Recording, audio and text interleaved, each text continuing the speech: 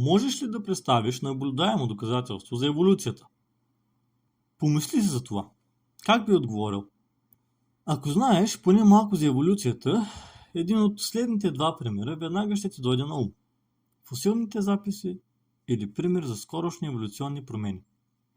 Да кажем, че решиш да обясняваш еволюцията на китовете от сухоземни бозайници, използвайки фосилните записи. В крайна сметка, това е един много добре изследван еволюционен процес, но в момента, в който започнеш с думите преди 50 милиона години, те прекъсват.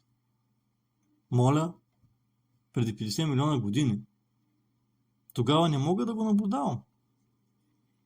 Аз поисках наблюдаемо доказателство. Добре, тогава нека да разгледаме един от изброените примери за еволюция в лабораторията или в природата. Например, дългосрочния експеримент за еволюция на бактерии на Ленски, еволюцията на бодливките или финките на Дарвин. Но в момента, в който започнеш да обясняваш някои от тези примери, те отново те прекъсват, този път с това, че в тези експерименти няма промяна на видовете. Бактерията си остава бактерия, рибата си остава риба, финките си остават птици. Значи това не е доказателство. Това, което наричаме риба, не е род, разред или дори семейство от таксономична гледна точка. Рибите са таксономичен клас. Има 28 000 съвременни и стотици хиляди изчезнали видове. Всички те имат различни характеристики, но между тях могат да се открият плавни преходи. Бактериите са на най-високо ниво в таксономичната иерархия. Те са домейн. В тях има милиони видове. Бактериите, които придобиват нови характеристики или се превръщат в нов вид, това е еволюция. Чакай малко. Дарвин измамник ли е? Не съществува ли еволюцията?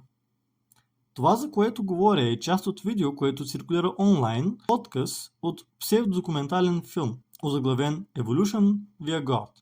Еволюция срещу Бог на Рей Комфорт, който е младоземен креационист. Какво е младоземен креационист? Това са хора, които твърдят, че Земята е само на 10 000 години, използвайки датите от Стария и Новият завет.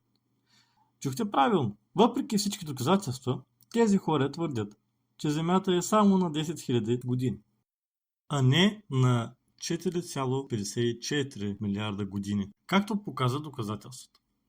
Същите хора смятат, че фосилите на динозаврите са поставени от Сатаната, за да заблуди хората. Едно от твърденията на християнския евангелист, създаден на този псевдодокументален филм, е следното. Погледнете банана. Колко добре пасва на ръката ми.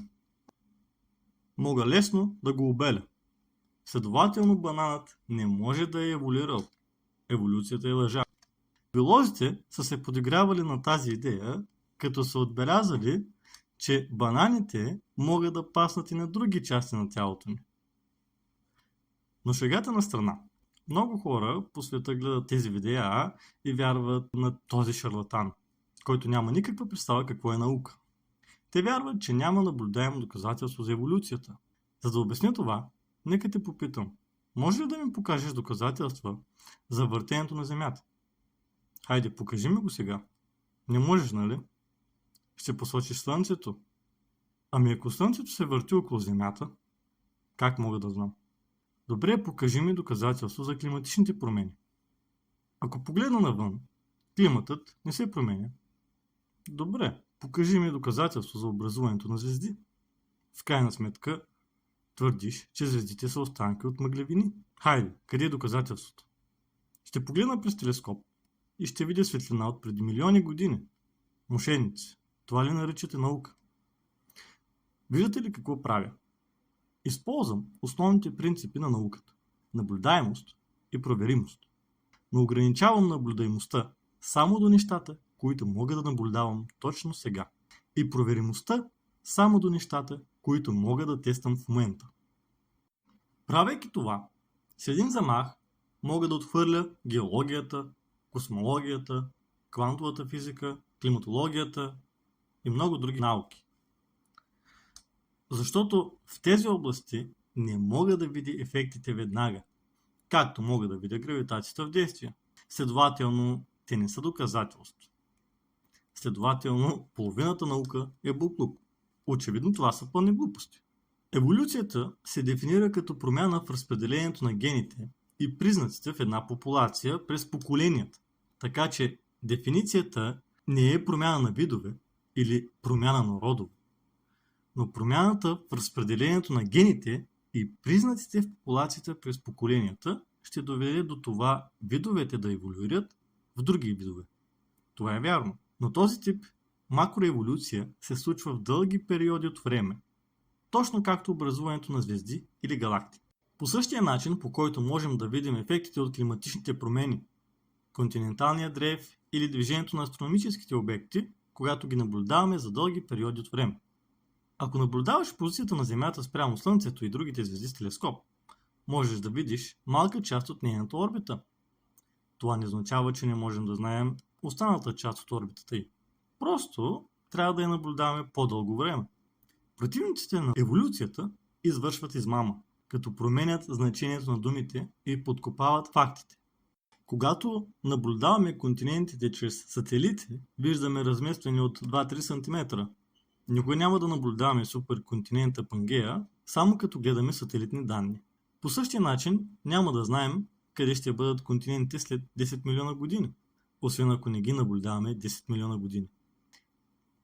Благодарение на анализите на умни и трудолюбиви хора, като разглеждаме малките промени в нашето време и наблюдаваме доказателства от природата и лабораториите, можем много точно да предскажем какво се е случило в миналото и какво ще се случи в бъдещето.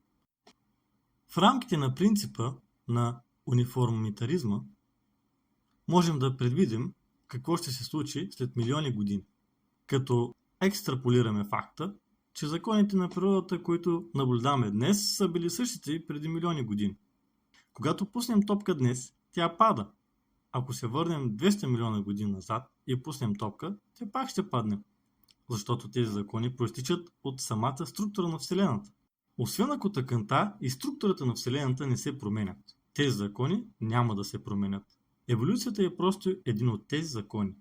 Ние можем да наблюдаваме еволюцията в лабораториите си днес. Бактериите придобиват напълно нови характеристики. В лаборатория в университета на Минесота през 2012 учени са еволюирали многоклетъчни дрожди от едноклетъчни дрожди, използвайки механизма на изкуствения подбор само за 60 дни. Този тип нови характеристики ще се натрупват в дълги периоди от време и ще създават нови видове. Защото ние дефинираме различните видове или типове живот като генетично, екологично и репродуктивно изолирани организми. Когато достатъчно нови характеристики бавно, но стабилно се натрупват в една бактерия, тя ще еволюира в нов вид. Защото този вид с новите си характеристики ще бъде генетично, екологично и репродуктивно различен от своя предшественик. Затова промените в лабораторните експерименти са директни, наблюдаеми доказателства за еволюцията. По същия начин можем да погледнем природата и да видим текущата еволюция, както и миналата. Например, бодливките еволюират в различни видове риби в различни части на едно и също езеро. Можем да разберем как китовете са еволюирали от сухоземни бозайници, като разгледаме фосилните записи. По същия начин можем да погледнем скелетите на съвременните китове и да видим доказателства за тази еволюция. Например, ако нашите петопръсти предци не бяха избрани измежду предци с 5, 6 или 7 пръста, ти нямаше да имаш по 5 пръста на ръката, точно както всички наши сухоземни гръбначни роднини. Но ние не виждаме този петопръстен модел при земноводните, рибите или други царства като растенията, защото общият ни предшественик с тях е еволюирал преди нашите петопръсти предци, а не след това. Не забравяйте, науката не е само за нещата, които можем да наблюдаваме точно сега. Науката е форма на изкуство за наблюдение, тестване и изследване на реалността и разкриване на това каква е тя. Не се подвеждайте по банановите хора, които твърдят обратното. Ако ви е харесало това видео, моля натиснете бутона харесвам